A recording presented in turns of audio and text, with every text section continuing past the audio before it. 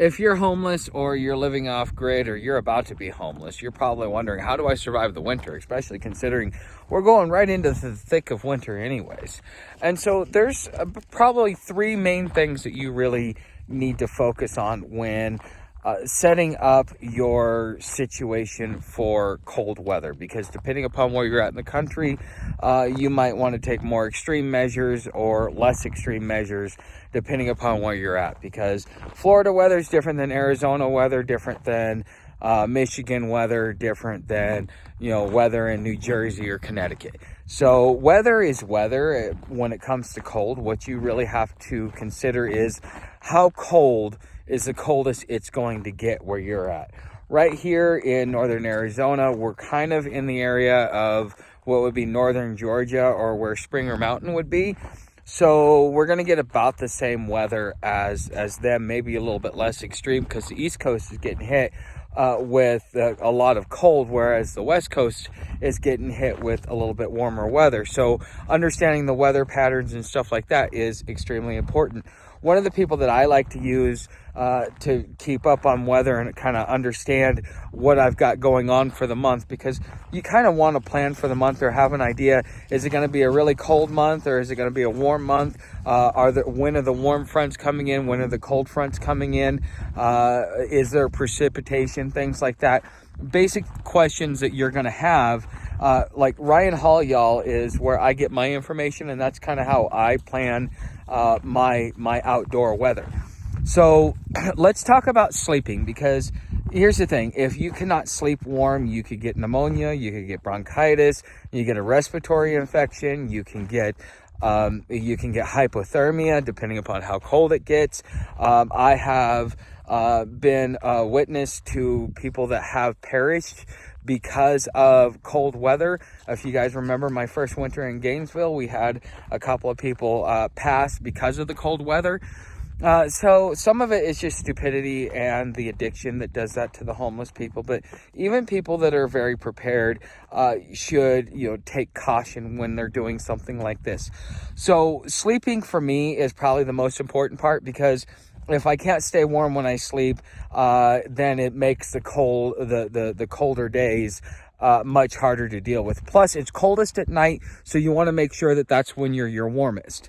And so something that I like to use, and luckily Farm Girl has one of these, but I actually gave mine away to a subscriber, but there is a thermal reflective blanket that you can use. We're using that as our bottom pad and then putting a blanket on top of that. If you have the opportunity to be able to use foam is really good at retaining heat and conducting heat when it comes to staying warm at night. My thermostat is between my shoulder blades on my back. So if I get really cold, I just lay on my back, and that kind of keeps me warm for the night. Your sleeping arrangements may be a little bit different depending upon whether you have somebody with you or if you're doing it solo. If you're doing it solo, in my opinion, it's much easier, because when you have another person in there, any gaps can kind of suck all that warmth out. And what you're trying to do is you're trying to retain your heat as best as possible. Now, what we've been using and has been doing really well for us is the Puffer Wolf blanket. That with a topper blanket on top of it has made it to where we are able to function very well at night and stay warm. I mean, I wake up warm and toasty. That's what I'm using as far as my sleeping arrangements and kind of how I sleep. Is we have the reflective blanket, a blanket, and then we have the Puffer Wolf and a topper blanket on top of that. That way we don't need so many blankets, because that's another thing. Whether you're homeless or living off grid, whether you're living in your car or you have to carry everything around, all of that is space and weight. So you got to be very thoughtful about what it is that you're carrying. Now, the Puffer Wolf is compact because it's a camper blanket. Now it is designed for two people, but it's really good for one person, especially if you like to wrap up like a burrito. It is definitely really good for that. And then, going to what it is that you wear during the day. You want to have some sort of base layer. Wool is probably some of the best you can have. Merino wool is supposed to be the least itchy. I was kind of hoping to get something like that this year, but just the way things worked out, I wasn't able to. But, you want some sort of base layer. Now, one thing that I have done, and I'm glad that I spent the money when I had it, which was the Darn Tough socks. Now, they are $27 a pair, but they come with lifetime replacement. And if you're a hiker, or if you wear through your socks and stuff like that, it's important that you're able to get replacements. Especially, all you have to do is go into an REI or mail it in. And so I need to get me an extra pair of socks to kind of offset that. But it's 60% wool. It is keeping my feet nice, warm, and toasty throughout the day and also throughout the night. Now, I do take them off a little bit in the middle of the night just to let my feet air out after I've kind of like built up that little bit of a heat bubble. The thing is with wool, you want to warm it up before you put it on, if at all possible, because then that will actually be able to like retain that heat. Because like when you put boots on, there's cold pockets of air, and it's absorbing all of the warmth or the cold from the ground. So it takes a minute for your feet to warm up if you're wearing boots. And you definitely don't really want to be wearing anything like tennis shoes or anything like that. Not unless they're closed. They're closed. There's no mesh to them. They can actually retain your heat, because you're trying to keep heat in your feet, your hands, and your head. Okay, so that's kind of that's some of the stuff that I wear throughout the day. I still do wear, we washed my blue shirt, so I'm wearing that today with a sweater over it. And so this is polyester. But if I can't use wool, I'm definitely going to use polyester, or I'm going to use one of the other synthetic fibers. But you got to be very careful that you don't overheat yourself, because if you put on too many layers, all of a sudden your body stops, being able to warm itself and be able to work with the elements, and therefore you get to that point where it kind of works against you, and instead of keeping you warm, you're now getting cold because you've overheated yourself to a point to where your body is no longer performing that function. And then any slight bit of cold all of a sudden becomes very painful. So be careful about how many layers you put on. Learn how to be able to acclimate it. Now, the third piece of advice that I'm going to give you is during the day, because you're trying to stay warmest at night. So during the day, especially like here in Arizona and stuff like that, it is very hard it is very easy to be able to stay warm during the day, because there's not a lot of cloud cover, which means we get a lot of direct sun.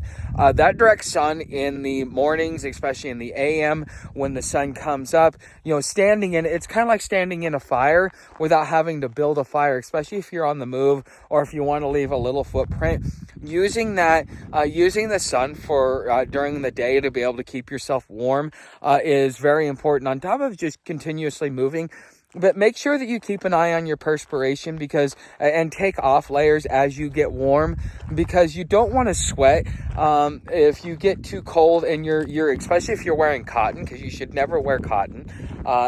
There's a saying within the hiker community, it says cotton kills, and there's a lot of truth to it. Cotton is more something that you want to use during the summer, but during the winter you want something that is a lot more synthetic, quick dry, moisture wicking, because all of a sudden a cold breeze comes through, it makes the cold twice as bad, and then you run the risk of hypothermia and other cold related illnesses. So you got to be very thoughtful about the type of clothes you wear and what type of year you are wearing those clothes. But if I were to give advice to a friend, or just even the same advice I'm giving to Farm Girl, this is how you stay warm and survive in the winter, because you don't want to get sick. A bonus piece of advice that I will give you is, because we go into the showers. The showers are like $5, $5 a person. and we can go in there. It costs us like about maybe less than $4 to do laundry, but we can do all that in one place, and that way we're keeping our clothes clean, because that kind of retains a lot of the warming capabilities from the synthetic fibers, because unlike wool, the dirtier that they get, the less effective they get. So being able to have something like that. But also, when you go in to take a shower, that hot shower, make sure you're breathing it in. If you were to get a bronchitis or any respiratory related illness, what they're going to do is they're going to give you a nebulizer, and that is the same thing as what a hot steamy shower is. Making sure to inhale to full lung capacity, and to be able to get that in there, because that will moisten up your lungs, especially if you're dealing with a dry cold like we are here in Arizona. There's not the humidity like there is in Florida and the East Coast, like I've been dealing with. So having that moisture in your lungs to be able to kind of keep them operating is extremely important. So you guys know how to help out the channel. Become a member over on Patreon, subscribe, share the videos. I'd love to hear your comments. Thanks for watching, and I will see you in the next video.